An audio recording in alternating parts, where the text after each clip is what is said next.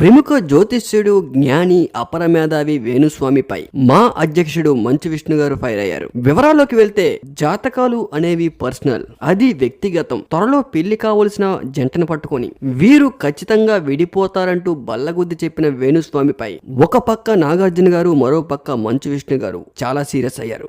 జాతకాలు అనేవి పర్సనల్, అలాంటి దోషాలు ఏమైనా ఉంటే పర్సనల్ గా వెళ్లి వాళ్ళకి చెప్పాలి గాని ఇలా పబ్లిసిటీ కోసం పబ్లిక్ లో వీడియోలు పెడుతూ వాళ్ళ వ్యక్తిగత జీవితాలను సోషల్ మీడియాలో పెట్టడం ఎంతవరకు కరెక్ట్?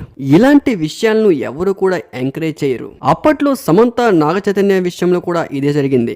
సమంత నాగ చైతన్య పెళ్లి టైంలోనే వాళ్ళిద్దరూ విడిపోతారంటూ వేణుస్వామి చెప్పడం, ఆ వీడియో వీళ్ళిద్దరూ విడిపోయిన తర్వాత బాగా వైరల్ అవ్వడం, ఒక్కసారిగా వేణుస్వామి సోషల్ మీడియాలో సినిమా ఇండస్ట్రీలో బాగా ఫేమస్ అయిపోయారు. అయితే రీసెంట్ గా వేణుస్వామి చెప్పిన ఏ జ్యోతిష్యం కూడా వర్కౌట్ అవ్వలేదు. దీంతో ఎలాగైనా మళ్ళీ లైమ్ లైన్ లోకి రావాలనుకున్న వేణుస్వామి కరెక్ట్ టైం కి నాగ చైతన్య శోభితా ధూళిపాల ఎంగేజ్మెంట్ జరగడం, వాళ్ళపై వీడియో చేసి సోషల్ మీడియాలో రిలీజ్ చేసిన వేణుస్వామి ఈసారి అనుకున్న ప్లాన్ మొత్తం రివర్స్ అయిపోయింది.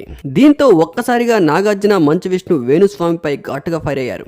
దీంతో దిగి వచ్చిన వేణుస్వామి ఇక నుంచి రాజకీయాలు గాని సినిమా వాళ్ళ వ్యక్తిగత విషయాల గురించి గాని మళ్ళీ మాట్లాడినట్టు వీడియో రిలీజ్ చేశారు. కానీ ఇప్పటికే జరగాల్సిన నష్టం జరిగిపోయింది. జరిగిన నష్టానికి ఎవరు బాధ్యత వహిస్తారు? వేణుస్వామిపై ముందు ఎలాంటి చర్యలు తీసుకోబోతున్నారనేదే వేచి చూడాలి.